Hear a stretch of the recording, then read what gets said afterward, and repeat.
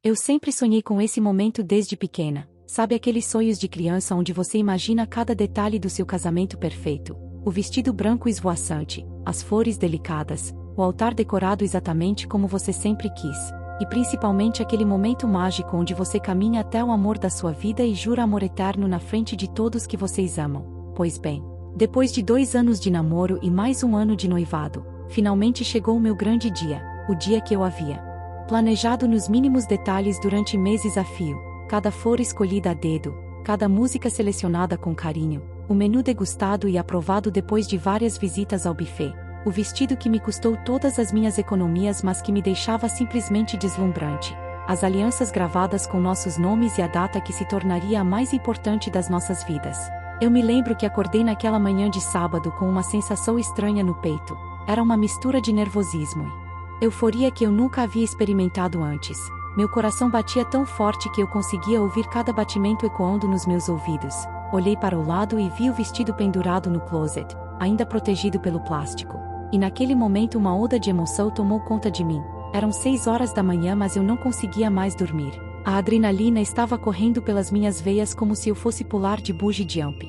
Levantei da cama e fui até a janela. O dia estava perfeito, um sol radiante brilhando no céu azul sem uma única nuvem. Exatamente como eu tinha pedido em tantas orações. Parecia que até mesmo o universo estava conspirando para que tudo desse certo. Às 7 da manhã minha mãe chegou em casa acompanhada da minha irmã e das minhas 2 melhores amigas que seriam as madrinhas, todas carregando sacolas de maquiagem, produtos para cabelo e aquela energia contagiante de quem estava pronta para me transformar na noiva mais linda do mundo. Durante toda a manhã a casa se transformou num verdadeiro salão de beleza. Tinha música tocando, risadas ecoando pelos corredores, o cheiro delicioso do café da manhã especial que minha mãe havia preparado, e eu ali no centro de tudo sendo mimada e cuidada como uma princesa, o cabelo sendo escovado e modelado cachos perfeitos que caíam delicadamente sobre meus ombros, a maquiagem sendo aplicada com precisão milimétrica para realçar cada traço do meu rosto. As unhas já estavam impecáveis desde o dia anterior, feitas pela melhor manicure da cidade. E enquanto tudo isso acontecia eu não conseguia parar de pensar no Lucas, no homem que em poucas horas se tornaria meu marido, naquele rapaz doce e carinhoso que conheci numa festa de formatura da faculdade e que desde o primeiro encontro me conquistou com sua gentileza e humor inteligente. Lembrava de como ele ficou nervoso quando me pediu em casamento há 1 ano, no nosso restaurante favorito, como suas mãos tremiam quando segurou a pequena caixinha de veludo azul marinho, como seus olhos brilharam quando eu disse sim entre lágrimas de felicidade, e como nós dois ficamos abraçados por longos minutos sem conseguir acreditar que aquilo estava realmente acontecendo. Por volta das 11 da manhã chegou a hora de vestir o vestido, aquele momento que toda noiva espera com ansiedade e ao mesmo tempo com o friozinho na barriga. Minhas amigas me ajudaram a entrar naquela obra de arte em renda e tule, cada botãozinho sendo fechado com cuidado, cada detalhe ajustado perfeitamente ao meu corpo. Quando me olhei no espelho de corpo inteiro do quarto dos meus pais, não consegui segurar as lágrimas. Eu estava exatamente como sempre sonhei, radiante, feliz, completa. Minha mãe veio por trás e colocou o véu, aquele véu que pertenceu à minha avó e que ela havia guardado durante todos esses anos esperando esse momento especial. A tradição sendo passada de geração em geração, carregando todo o amor e as bênçãos das mulheres da nossa família. Faltava pouco mais de 1 hora para sairmos para a igreja quando chegou o momento de colocar as joias, o colar de pérolas que ganhei da minha mãe de presente de debutante, os brincos delicados que combinavam perfeitamente com o conjunto, e por último a pulseira que o Lucas me deu no nosso primeiro aniversário de namoro, cada peça carregando uma história especial e tornando aquele momento ainda mais simbólico. O fotógrafo que contratamos estava registrando cada segundo daquela preparação, cada sorriso, cada lágrima de emoção, cada abraço das pessoas que eu mais amava no mundo, criando as memórias que eu guardaria para sempre no coração. Meu pai chegou em casa exatamente ao meio-dia, impecável no seu smoking alugado, com aquele sorriso orgulhoso de quem estava prestes a entregar sua filha para o homem que ela escolheu para amar pelo resto da vida. Ele me abraçou com cuidado para não amassar o vestido e sussurrou no meu ouvido que eu estava a mulher mais bonita que ele já havia visto, que ele estava orgulhoso da mulher que eu me tornei e que sabia que eu seria muito feliz. Naquele momento eu senti que tudo estava perfeito. Absolutamente tudo estava saindo exatamente como eu havia planejado. A decoração da igreja já estava pronta segundo as fotos que recebi no WhatsApp. Os convidados já estavam chegando e se acomodando nos bancos. O Lucas já estava no altar me esperando, provavelmente tão nervoso quanto eu. A festa já estava montada no clube, com cada mesa decorada com as flores que eu havia escolhido meses antes, o bolo de 3 andares esperando para ser cortado, a banda afinando os instrumentos para tocar nossa música especial. Tudo, absolutamente tudo estava perfeito para aquele que seria o dia mais importante e feliz da minha vida. Mas eu ainda não sabia que em poucas horas toda essa felicidade se transformaria no maior pesadelo que eu poderia imaginar. Que aquele dia perfeito guardava uma surpresa que mudaria minha vida para sempre e que me faria questionar tudo o que eu achava que conhecia sobre a família que eu estava prestes a integrar. Agora que eu olho para trás, eu percebo que os sinais estavam todos lá, bem na minha frente, mas eu estava tão apaixonada, tão cega pela felicidade de ter encontrado o amor da minha vida, que simplesmente ignorei cada comentário envenenado, cada olhar de desaprovação, cada gesto sutil de rejeição que a mãe do Lucas demonstrava sempre que estávamos juntos. Desde o primeiro dia que ele me levou para conhecer a família dela, há quase 3 anos, eu senti aquele clima gelado que ela criava ao meu redor. Mas pensei que fosse apenas o nervosismo natural de uma mãe que está conhecendo a namorada do filho pela primeira vez. Lembro que chegamos na casa deles num domingo à tarde, uma casa linda de classe média alta no melhor bairro da cidade, jardim impecável, tudo muito bem organizado e limpo. Ela abriu a porta com um sorriso forçado que não chegava nem perto dos olhos. Me cumprimentou com aquele aperto de mão frio e distante, nem um abraço, nem um beijo no rosto como é costume na nossa cultura. Me olhou de cima a baixo como se estivesse avaliando cada peça da minha roupa, cada detalhe da minha aparência. Eu tinha me arrumado com tanto carinho naquele dia. Escolhi uma roupa elegante mas não exagerada, discreta mas bonita. Queria causar uma boa primeira impressão. Mas pelo jeito como ela me encarava eu sentia que nada do que eu usasse seria bom o suficiente para ela. Durante o almoço ela fez várias perguntas que pareciam inocentes mas que na verdade eram verdadeiros interrogatórios disfarçados. Queria saber sobre minha família, minha profissão, minha formação, onde eu morava, quanto eu ganhava, se eu tinha planos de fazer pós-graduação, se eu pretendia trabalhar depois de casada. Perguntas que vinham carregadas de julgamento e que me faziam sentir como se eu estivesse prestando uma prova para ver se eu era digna do filho dela. O Lucas tentava amenizar a situação mudando de assunto sempre que percebia que as perguntas estavam ficando muito invasivas, mas eu via que ele também estava desconfortável com a atitude da mãe. Depois daquele primeiro encontro eu comentei com ele sobre a frieza da mãe dele, mas ele sempre tinha uma desculpa pronta. Dizia que ela era assim mesmo, meio reservada com pessoas novas, que ela ia se acostumar comigo com o tempo, que ela só queria o melhor para ele e que quando me conhecesse melhor certamente mudaria de atitude. Eu queria tanto acreditar naquelas palavras que acabei engolindo todas as minhas percepções e fingindo que estava tudo bem. Mas a verdade é que nos encontros seguintes a situação só piorava. Ela nunca perdeu uma oportunidade de fazer comentários aparentemente casuais mas que na realidade eram alfinetadas diretas na minha autoestima. Quando eu aparecia com um vestido novo ela dizia coisas como: nossa, que vestido chamativo, você gosta de se destacar assim mesmo. Quando eu falava sobre meu trabalho ela suspirava e comentava: que pena que essa profissão não dá muito futuro financeiro para uma família. Quando eu ajudava na cozinha ela sempre encontrava um defeito no que eu fazia. A salada estava com pouco sal. Eu tinha cortado os legumes muito grossos. Eu não sabia dobrar os guardanapos da maneira correta. Sempre havia algo errado. Sempre havia uma crítica disfarçada de sugestão. E o pior é que ela fazia tudo isso com aquele sorriso falso e aquele tom de voz meloso que me confundia. Me fazia questionar se eu estava sendo paranoica ou se realmente havia maldade por trás daquelas palavras. Quando ficamos noivos a situação se intensificou ainda mais. Ela não demonstrou nem um pingo de alegria quando Lucas contou a novidade. Na verdade ela ficou em silêncio por longos segundos que pareceram horas. Depois forçou um que bom, filho, que soou completamente sem emoção, sem sinceridade, sem o mínimo de entusiasmo que se espera de uma mãe que acabou de saber que o filho vai se casar. A partir daquele dia os comentários ficaram mais diretos e mais cruéis. Ela começou a questionar abertamente se eu era realmente a pessoa certa para o Lucas. Dizia que ele merecia alguém mais culta, mais refinada, de uma família com mais tradição. Ela fazia comparações constantes com as ex-namoradas dele, especialmente com uma tal de Fernanda que, segundo ela, era formada em medicina, vinha de uma família de médicos e seria a nora perfeita.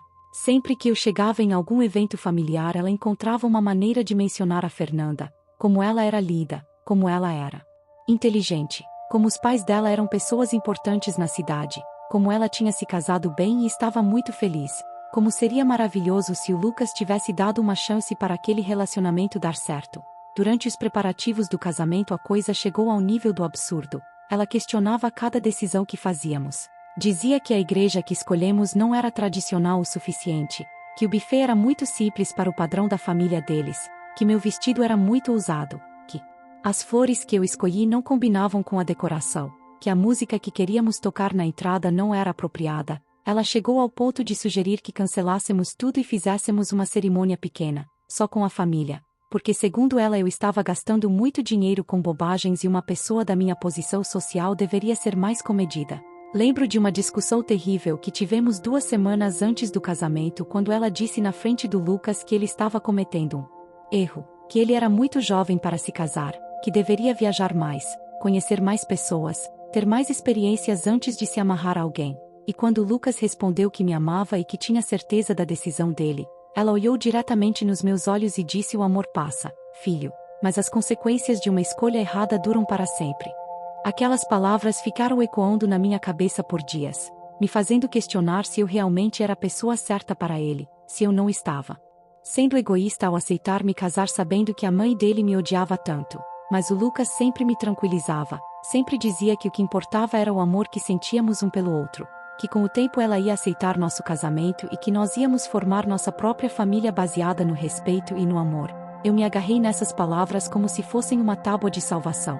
Ignorei todos os sinais vermelhos que estavam piscando freneticamente na minha frente. Ignorei os conselhos das minhas amigas que diziam para eu ter uma conversa séria com o Lucas sobre a atitude da mãe dele. Ignorei até mesmo minha própria intuição que gritava para eu prestar atenção no que estava acontecendo, porque eu queria tanto que desse certo. Eu amava tanto aquele homem que estava disposta a enfrentar qualquer coisa para ficar com ele.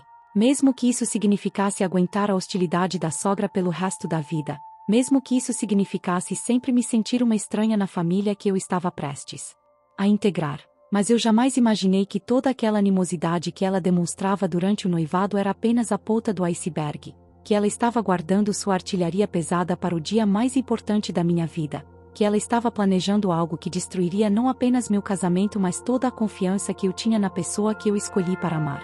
A igreja estava absolutamente lida quando chegamos, exatamente como eu havia sonhado. As flores brancas e rosa claro decoravam cada banco. As velas acesas criavam uma atmosfera mágica e romântica. O órgão tocava suavemente aquelas melodias clássicas que sempre me emocionavam. Eu podia ver pela porta entreaberta que todos os nossos convidados já estavam acomodados. Mais de 200 pessoas que vieram compartilhar conosco esse momento tão especial. Meus amigos da faculdade, colegas de trabalho, parentes distantes que viajaram de outras cidades, todos ali vestidos a rigor. Todos com aquele sorriso de expectativa e felicidade que só se vê em casamentos. Meu pai estava ao meu lado segurando meu braço com firmeza. Ele estava claramente emocionado mas tentando se manter forte para me dar segurança. Eu podia sentir suas mãos tremendo levemente. O que me fez perceber que ele estava até mais nervoso do que eu. Quando a marcha nupcial começou a tocar meu coração disparou. Aquele era o momento que eu havia ensaiado tantas vezes na minha cabeça. O momento em que eu caminharia pelo corredor central até o altar onde o amor da minha vida me esperava. As portas se abriram e a primeira coisa que vi foi o Lucas, lido no seu smoking preto, com aquele sorriso radiante que me fazia derreter desde o primeiro dia que nos conhecemos. Ele estava visivelmente emocionado, passando a mão no cabelo nervosamente como sempre fazia quando estava ansioso. Ao lado dele estava o padrinho, seu melhor amigo desde a infância, e logo atrás o padre Antônio, um homem idoso e respeitado que havia batizado Lucas e que seria uma honra ter conduzido nossa cerimônia. Comecei a caminhar devagar, sentindo o peso do vestido, ouvindo os murmúrios de aprovação dos convidados, vendo as lágrimas de emoção da minha mãe na primeira fileira. Tudo estava perfeito, absolutamente mágico. Até que meu olhar se cruzou com o da mãe do Lucas e eu vi algo nos olhos dela que me gelou a espinha. Não era apenas desaprovação ou tristeza, era algo muito mais profundo e assustador. Era ódio puro, uma raiva que parecia consumir cada fibra do seu ser. Ela estava sentada na segunda fileira do lado direito, tradicionalmente o lugar da família do noivo, vestida com um terno azul marinho elegante mas com uma expressão no rosto que contrastava completamente com a solenidade do momento.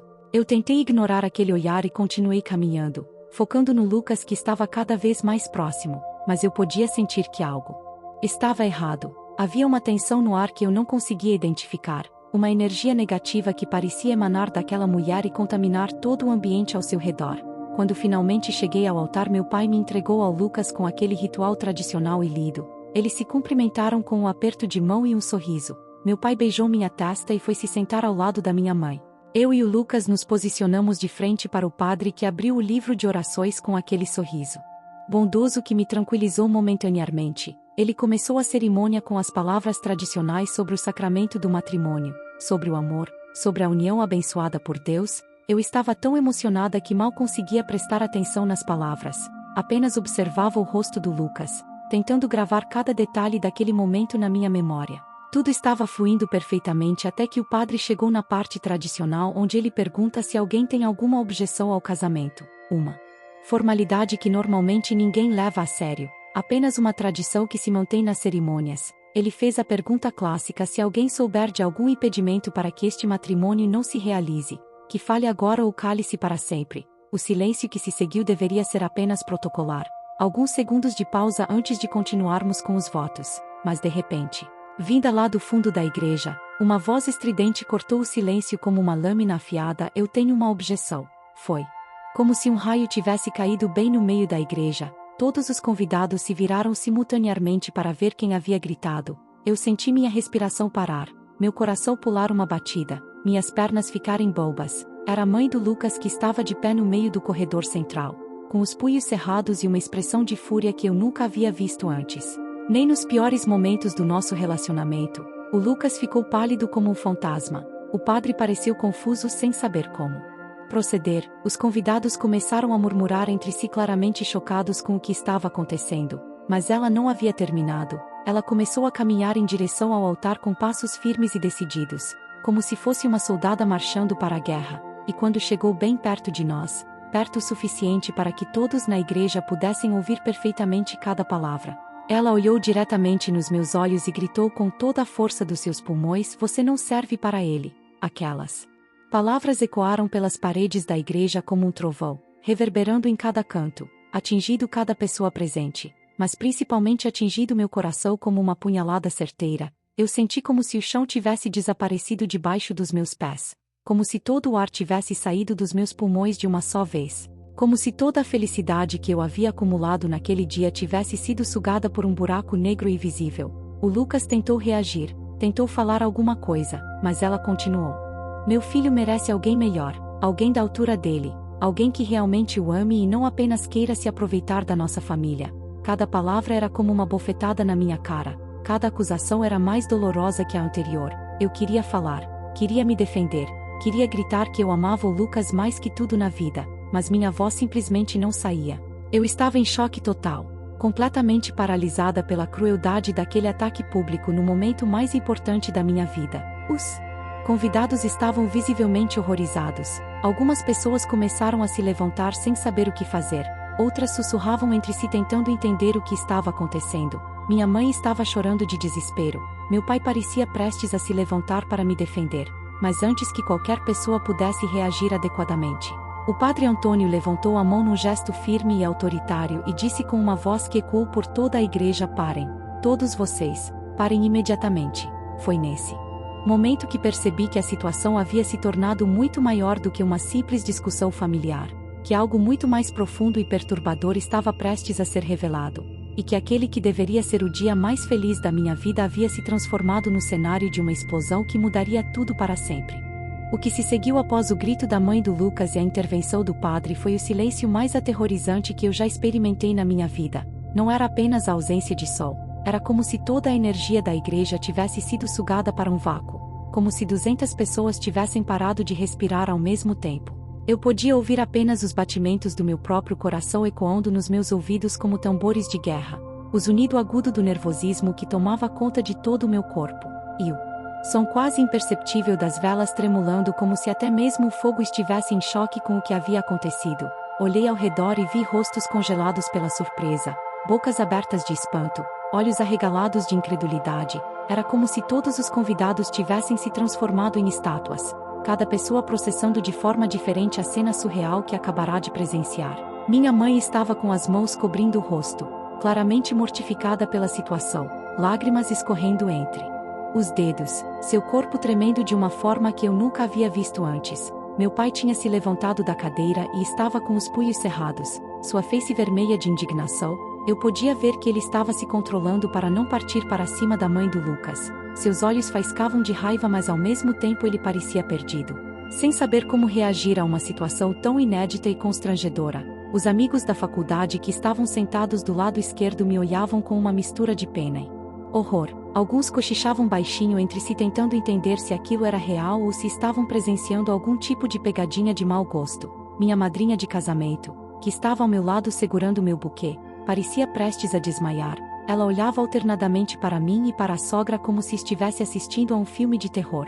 Do lado direito da igreja, onde estavam os familiares e amigos do Lucas, a situação era ainda mais tensa. Os tios e primos dele estavam visivelmente envergonhados. Alguns olhavam para o chão como se quisessem se esconder, outros sussurravam palavras que eu não conseguia ouvir, mas que imagino fossem de reprovação à atitude da mãe dele. O pai do Lucas estava sentado ao lado de onde ela havia estado e parecia completamente perdido.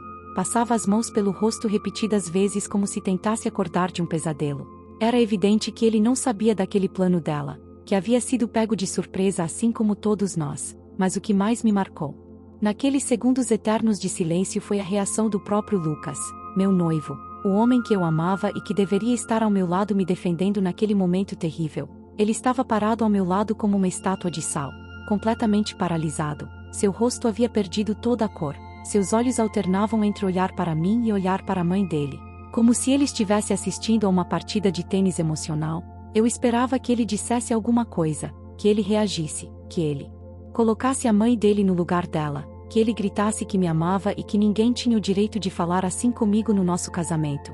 Mas ele continuava ali, mudo, imóvel, e a cada segundo que passava eu sentia uma parte do meu coração se despedaçando, porque naquele silêncio dele eu estava lendo muito mais do que eu queria ler, estava vendo dúvidas onde deveria haver certezas, estava encontrando inseguranças onde deveria existir amor incondicional. A mãe dele continuava parada no corredor central, ofegante pela explosão emocional que havia acabado de ter, mas com uma expressão de satisfação no rosto, como se ela finalmente tivesse tirado um peso enorme das costas, como se ela tivesse estado guardando aquelas palavras venenosas há anos e finalmente tivesse encontrado o momento perfeito para cuspir todo o veneno que carregava dentro de si. Ela olhava ao redor da igreja com um ar de superioridade, como se estivesse orgulhosa do escândalo que havia causado, como se ela fosse uma heroína que havia salvado o filho de uma tragédia. Eu tentei encontrar forças para falar alguma coisa, para me defender, para gritar que ela estava errada, que eu amava o Lucas mais que a minha própria vida,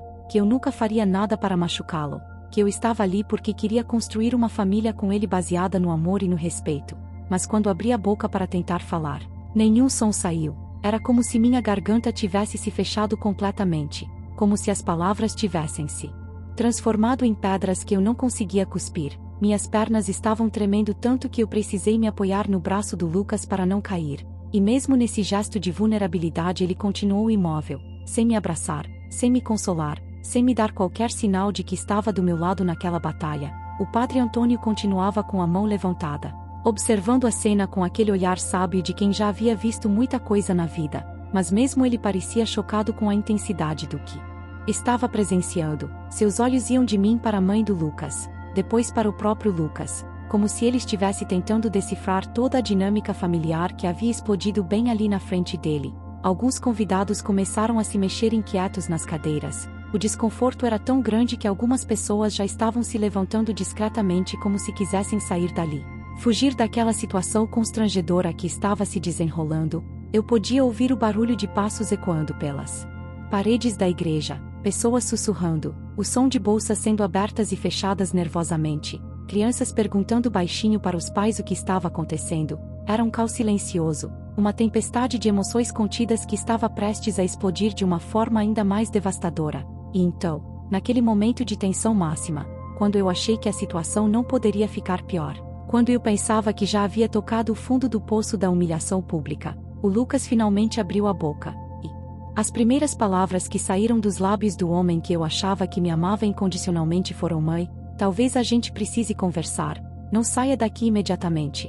Não como você ousa falar assim com a mulher que eu amo. Não, isso é inadmissível e você vai se desculpar agora. Mas talvez a gente precise conversar, como se houvesse algo para ser discutido. Como se houvesse alguma legitimidade nas acusações cruéis que ela havia feito. Como se eu fosse realmente culpada de alguma coisa que merecia explicação. Naquele momento eu senti que não estava perdendo apenas um casamento. Estava perdendo a pessoa em quem eu mais confiava no mundo. Estava descobrindo que o homem que eu escolhi para dividir minha vida talvez nunca tivesse estado realmente do meu lado. Quando o padre Antônio baixou a mão que havia levantado para silenciar a todos, eu pensei que ele simplesmente continuaria a cerimônia, que talvez fizesse algum comentário diplomático sobre perdão e união familiar. Mas o que aconteceu em seguida foi algo que ninguém naquela igreja poderia ter previsto, nem nos nossos pesadelos mais selvagens. Ele fechou o livro de orações com um movimento firme e deliberado, o som ecoando pela igreja como um martelo de juiz, e disse com uma voz clara e autoritária que cortou o silêncio como uma espada: esta cerimônia não pode continuar. As palavras saíram da boca dele com uma segurança e uma determinação que me deixaram completamente perdida. Eu senti como se tivesse levado um soco no estômago, como se o chão tivesse desaparecido completamente debaixo dos meus pés. Não eram apenas as palavras em si, mas a forma como ele as disse, com aquela certeza absoluta de quem sabe exatamente o que está fazendo e por quê. Eu olhei para ele com os olhos arregalados, tentando entender o que estava acontecendo, porque um homem de Deus estaria impedindo um casamento por causa de uma discussão familiar, por mais constrangedora que ela tivesse sido. O Lucas pareceu despertar do transe em que estava e finalmente reagiu: padre, por favor, a gente pode resolver isso, é só um mal-entendido familiar. Mas o padre balançou a cabeça negativamente e respondeu: meu filho, isso vai muito além de um mal-entendido, e eu não posso em sã consciência abençoar uma união quando há questões tão profundas que precisam ser esclarecidas. Ele olhou diretamente para a mãe do Lucas, que continuava parada no meio do corredor com aquela expressão desafiadora, e disse: senhora, a senhora mencionou que tem objeções a este casamento. Gostaria de explicar melhor essas objeções para que todos possamos entender o que realmente está acontecendo aqui.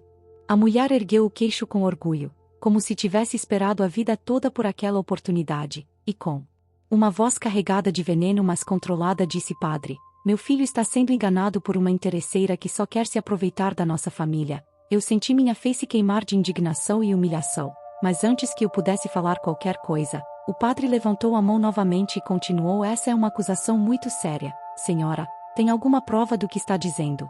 E foi nesse momento que minha vida virou de cabeça para baixo completamente, porque ela sorriu com malícia e disse: claro que tenho, padre. Tenho fotos dela com outro homem, saindo de um motel há apenas 2 semanas. O som que ecoou pela igreja foi um misto de suspiros chocados, murmúrios de incredulidade e o som do meu coração se estilhaçando em 1000 pedaços. Eu senti todas as forças do meu corpo me abandonarem de uma só vez. Minhas pernas ficaram tão bombas que eu precisei me segurar no altar para não desmaiar. Porque aquilo não era verdade, era impossível ser verdade. Eu nunca havia traído Lucas, nunca havia sequer olhado para outro homem desde que começamos a namorar, mas ao mesmo tempo uma parte terrível da minha mente começou a correr freneticamente tentando entender como ela poderia ter fotos que eu sabia que não existiam. O Lucas me olhou com uma expressão que eu nunca havia visto antes. Era uma mistura de dor, decepção, raiva e incredulidade. Como se ele estivesse vendo uma estranha no lugar da mulher que pensava conhecer. Isso é verdade? Ele perguntou com a voz trêmula, e nesse momento eu percebi que a situação havia ultrapassado todos os limites do absurdo e entrado num território de pesadelo que eu não sabia nem como navegar. Claro que não é verdade. Eu consegui falar finalmente, minha voz saindo como um sussurro desesperado. Lucas, você me conhece, você sabe que eu jamais faria uma coisa dessas. Mas a mãe dele não havia terminado. Ela abriu a bolsa que carregava e tirou de dentro um envelope, acenando ele no ar como se fosse uma bandeira de vitória. Está tudo aqui, padre, as fotos que comprovam a infidelidade dela, a data, o horário, tudo documentado.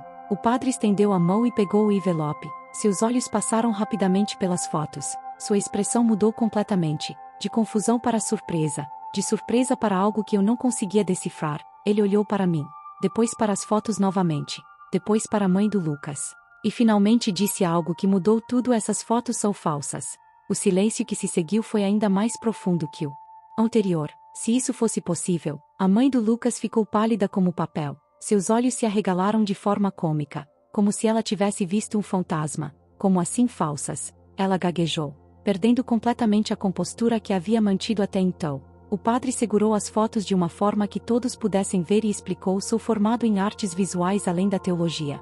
Trabalhei durante anos com fotografia antes de me tornar padre, e posso garantir que essas imagens foram manipuladas digitalmente. A iluminação está inconsistente, as sombras não batem, a pixelização evidente ao redor da figura feminina, são montagens grosseiras. Minha mente estava correndo em velocidade supersônica tentando processar essa informação. A sogra havia fabricado evidências falsas do meu suposto adultério. Ela havia planejado tudo nos mínimos detalhes. Desde as acusações públicas até as provas forjadas, tudo para destruir meu casamento no altar. Mas por que ela faria uma coisa dessas? Que tipo de ódio ela sentia por mim que a levaria a cometer uma falsificação tão elaborada? O Lucas olhou para a mãe com uma expressão de horror que eu nunca havia visto. Mãe, o que você fez? Ele disse com a voz carregada de decepção e raiva. Mas ela ainda tentou se defender. Filho, eu só queria proteger você. Essa mulher não é boa para você. Mas sua voz havia perdido toda a convicção. Ela sabia que havia sido pega em flagrante, que sua farsa havia sido exposta da pior forma possível, na frente de toda a igreja. O padre continuou: além das fotos serem falsas, eu reconheci o rosto da mulher que foi colado na montagem. É uma atriz de um seriado antigo, uma pessoa conhecida que qualquer um pode identificar com uma pesquisa rápida na internet. Nesse momento eu entendi que a situação era ainda mais grave do que eu imaginava. A mãe do Lucas não apenas me odiava. Ela estava disposta a cometer crimes para me afastar do filho. Falsificação de evidências era algo sério, algo que poderia ter consequências legais gravíssimas. Mas ao mesmo tempo eu senti uma mistura estranha de alívio e terror. Alívio porque minha inocência havia sido provada da forma mais dramática possível. Mas terror porque eu estava descobrindo quanto aquela mulher era capaz de ir longe para me destruir. E se ela foi capaz de fazer isso no dia do meu casamento, na frente de 200 pessoas, o que mais ela seria capaz de fazer no futuro? O padre fechou o envelope e olhou para todos nós com aquela sabedoria que vem dos anos de experiência lidando com os dramas humanos mais complexos. Por isso eu disse que esta cerimônia não pode continuar, não por causa das acusações, que agora sabemos serem falsas, mas porque há questões familiares profundas que precisam ser resolvidas antes que vocês possam se unir em matrimônio. Ele olhou diretamente para o Lucas e disse: meu filho, você precisa ter uma conversa muito séria com sua mãe sobre os limites do amor maternal. Sobre respeito, sobre a diferença entre proteger e destruir, e vocês. Ele olhou para mim e para o Lucas: precisam ter certeza de que podem enfrentar juntos esse tipo de adversidade. Porque casamento não é apenas amor, é parceria, é ter alguém que fica do seu lado quando o mundo inteiro se volta contra vocês. O que aconteceu depois da exposição das fotos falsas pelo padre foi algo que nenhum roteirista de novela poderia ter imaginado, porque a realidade às vezes supera qualquer ficção. A mãe do Lucas estava claramente desesperada. Sua farsa havia sido desmascarada da pior forma possível, na frente de toda a igreja. E eu podia ver em seus olhos que ela sabia que havia perdido o controle da situação. Mas em vez de se desculpar, em vez de reconhecer o erro absurdo que havia cometido, ela fez algo ainda mais chocante. Ela olhou para o Lucas com lágrimas nos olhos e gritou: tudo bem, as fotos eram falsas, mas eu fiz isso porque eu te amo, porque eu não posso deixar você repetir o mesmo erro que o seu pai cometeu. Essas palavras caíram como uma bomba no meio da igreja. Todos nós olhamos para o pai do Lucas, que até então havia permanecido sentado em silêncio, visivelmente envergonhado pela atitude da esposa, mas quando ela disse aquilo, ele levantou da cadeira como se tivesse levado um choque elétrico. Seu rosto ficou vermelho de raiva e ele gritou de volta: Isabel, não ouse. Mas ela estava completamente fora de si, como se a exposição das fotos falsas tivesse quebrado todos os seus filtros e agora ela não conseguia mais parar de falar. Não, Roberto, ele precisa saber a verdade, ele precisa saber porque eu não posso deixar ele se casar com qualquer uma. O Lucas estava visivelmente confuso, olhando alternadamente para os pais como se estivesse assistindo a um jogo de tênis. Emocional. Que verdade, mãe, do que vocês estão falando? E foi então que ela soltou a bomba que explodiu toda a estrutura familiar que eu pensava conhecer. Seu pai me traiu, Lucas. Durante 20 anos ele me traiu com várias mulheres. E eu descobri que todas elas tinham o mesmo perfil. Jovens, bonitas, de classe social inferior, exatamente como ela. Ela apontou para mim com uma crueldade que me fez sentir como se eu fosse um objeto, não uma pessoa. E quando eu vejo você com ela, eu vejo-a. História se repetindo. Eu vejo você se casando com alguém que vai te trair e te abandonar assim como essas mulheres fizeram comigo. O silêncio que se seguiu foi diferente de todos os outros. Era carregado de uma dor antiga, de segredos de família que estavam sendo expostos da forma mais brutal possível. O pai do Lucas estava com as mãos no rosto, claramente mortificado por ter seus segredos mais íntimos expostos publicamente. Mas a mãe dele continuou, como se uma represa tivesse se rompido e agora toda a água represada durante décadas estivesse jorrando sem controle. Eu passei anos fingindo que não sabia, anos engolindo a humilhação, anos criando você sozinha enquanto seu pai estava com suas amantes. E eu jurei para mim mesma que nunca deixaria você passar pela mesma coisa. O Lucas estava pálido como um fantasma, processando informações que claramente ele nunca havia suspeitado. Pai, isso é verdade? Ele perguntou com a voz trêmula, e o homem que eu sempre havia conhecido como uma pessoa gentil e respeitosa apenas baixou a cabeça e sussurrou sim, filho, é verdade. Nesse momento eu entendi que toda a hostilidade que a mãe do Lucas demonstrava em relação a mim não tinha nada a ver comigo especificamente. Eu era apenas um símbolo, uma representação de todas as outras mulheres que haviam causado dor na vida dela. Eu estava pagando pelos erros de pessoas que eu nem conhecia, pelos traumas de uma mulher que projetava em mim seus piores medos e suas dores mais profundas. Mas a revelação não havia terminado, porque o pai do Lucas levantou a cabeça e disse algo que mudou tudo novamente. Mas Isabel, você está esquecendo de contar a parte mais importante da história. Ela olhou para ele com uma expressão de pânico, como se ele estivesse prestes a revelar algo que ela não queria que fosse exposto. Não, Roberto, por favor. Mas ele continuou. Nosso casamento já estava destruído muito antes das traições.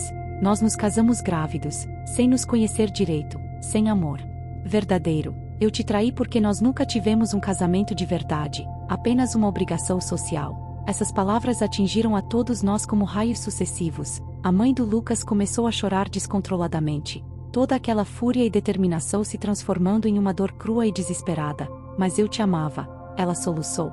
Eu sempre te amei, mesmo sabendo de tudo. E ele respondeu com uma tristeza profunda: eu sei, Isabel. E foi exatamente por isso que nunca consegui te deixar, por isso. Nunca me separei de você, porque eu sabia que você me amava de verdade, mas eu nunca consegui retribuir esse amor da forma que você merecia.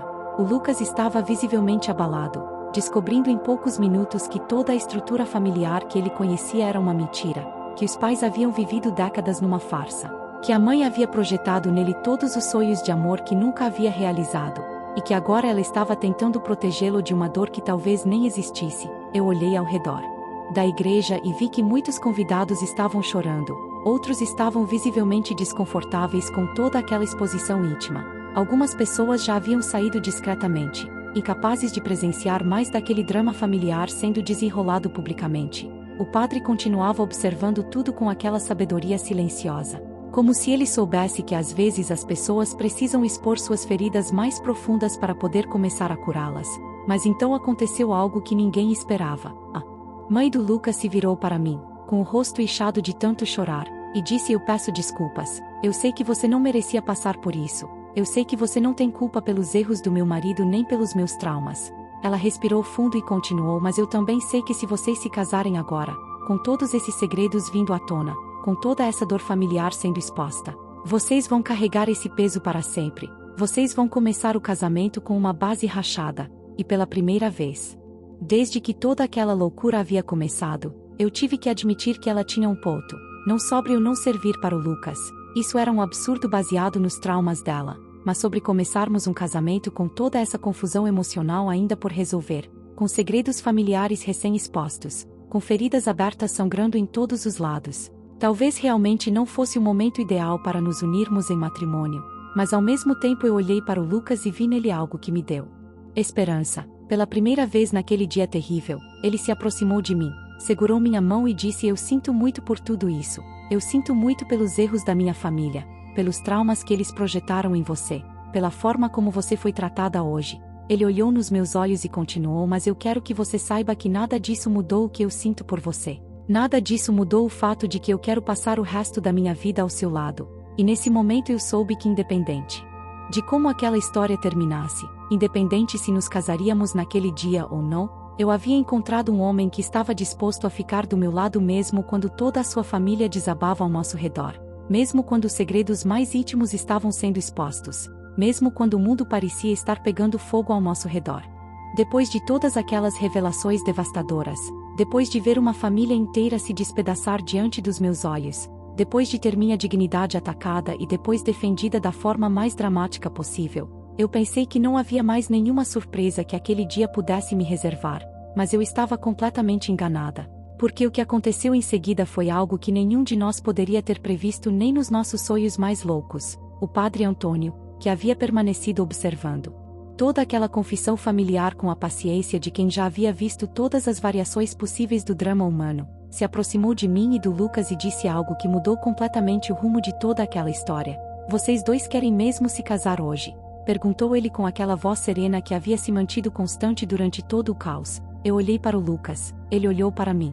E naquele momento, apesar de tudo que havia acontecido, apesar de toda a loucura, apesar de todos os segredos expostos e lágrimas derramadas, eu soube com absoluta certeza que a resposta era sim. Sim, padre, eu quero me casar com ele. Respondi com uma convicção que me surpreendeu, e o Lucas apertou minha mão e disse: eu também quero, padre, mais do que qualquer coisa no mundo. Então o padre sorriu, aquele sorriso sábio e bondoso que me tranquilizou mesmo no meio de todo aquele caos, e disse: então vamos nos casar, mas antes disso, eu gostaria de fazer uma proposta diferente. Ele se virou para a congregação, para todas aquelas pessoas que haviam presenciado o drama mais intenso de suas vidas, e disse em voz alta: nós acabamos de presenciar algo muito raro e muito precioso. Nós vimos uma família enfrentar seus demônios mais profundos, expor suas feridas mais dolorosas, e mesmo assim encontrar coragem para seguir em frente.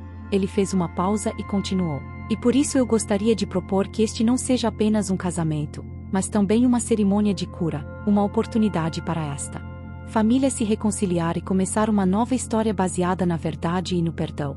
Eu não entendi onde ele queria chegar, mas algo no tom de voz dele me fez confiar. Ele se virou para os pais do Lucas e disse: vocês dois querem renovar os votos de casamento, mas desta vez baseados na verdade, na aceitação mútua dos erros do passado e na vontade genuína de construir algo novo juntos. A mãe do Lucas parou de chorar e olhou para o marido com uma expressão de surpresa. Ele também parecia chocado com a proposta, mas depois de alguns segundos de silêncio ele disse: Isabel, nós desperdiçamos 30 anos das nossas vidas vivendo uma mentira. Você quer tentar viver uma verdade. E pela primeira vez naquele dia terrível, eu vi algo bonito acontecer. Ela olhou para ele com aqueles olhos inchados de tanto chorar e sussurrou: sim, Roberto, eu quero tentar.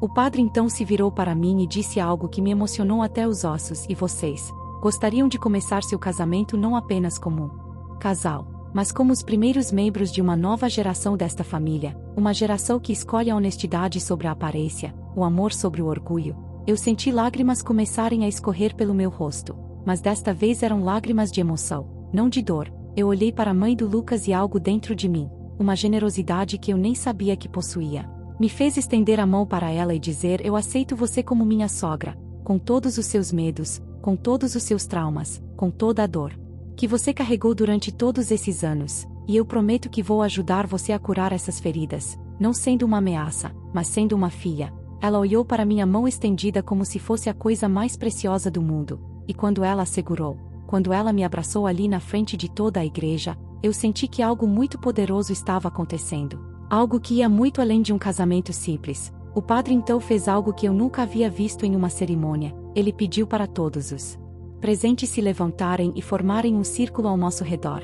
Vocês vieram aqui hoje para testemunhar um casamento, ele disse, mas vocês vão testemunhar algo muito mais raro. Vocês vão testemunhar o renascimento de uma família inteira. E foi exatamente isso que aconteceu, ali naquela igreja, cercados por 200 pessoas que haviam presenciado nossa dor mais crua. Nós nos casamos, eu e o Lucas, e os pais dele renovaram os votos. Mas não foi apenas uma cerimônia dupla, foi como se todos nós estivéssemos nascendo de novo, deixando para trás décadas de mágoa, de mentiras, de ressentimentos e dor. Quando o padre finalmente disse: vocês podem beijar as noivas, o Lucas me beijou com uma paixão e uma ternura que eu nunca havia sentido antes, como se ele estivesse me agradecendo não apenas por ter ficado, mas por ter me tornado parte da cura da família dele. E quando eu olhei ao redor, vi que não havia um olho seco na igreja, pessoas que haviam chegado esperando assistir a um casamento. Como estavam chorando de emoção ao testemunhar uma transformação que poucos têm o privilégio de presenciar. A festa que se seguiu foi diferente de tudo que eu havia planejado, mas foi infinitamente mais significativa, porque não era apenas uma celebração de amor romântico, Era uma celebração de perdão, de segundas chances, de famílias que se reconstroem sobre bases mais sólidas. A mãe do Lucas, que eu havia temido durante 3 anos, se aproximou de mim durante a festa e disse obrigada por não ter desistido de nós, obrigada por ter visto além da minha dor e ter escolhido o amor. E naquele momento eu soube que todas as lágrimas, toda a humilhação, todo o drama havia valido a pena, porque às vezes é preciso quebrar completamente para poder se reconstruir de forma mais forte. Hoje, 5 anos depois, quando eu olho para trás e lembro daquele dia que começou como o pior da minha vida e terminou como o mais transformador, eu entendo que o amor verdadeiro não é apenas entre 2 pessoas. É entre famílias inteiras que escolhem se curar juntas, que escolhem enfrentar a verdade por mais dolorosa que seja, que escolhem o perdão por mais difícil que seja. Minha sogra hoje é uma das pessoas mais importantes da minha vida. Ela é a avó mais amorosa que meus filhos poderiam ter, e o Lucas e eu construímos um casamento baseado na honestidade absoluta. Porque aprendemos no nosso próprio casamento que os segredos são veneno e a verdade, por mais dolorosa que seja, é sempre libertadora. Às vezes as pessoas me perguntam se eu me arrependo de não ter cancelado o casamento depois de tudo que aconteceu. Se eu não sinto que deveria ter saído correndo daquela igreja e nunca mais olhado para trás. E minha resposta é sempre a mesma. Aquele dia terrível me deu não apenas um marido, mas uma família real. Uma família que escolheu a cura sobre a ferida. Uma família que decidiu que vale a pena lutar pelos relacionamentos que realmente importam. E essa é uma dádiva que poucos recebem na vida.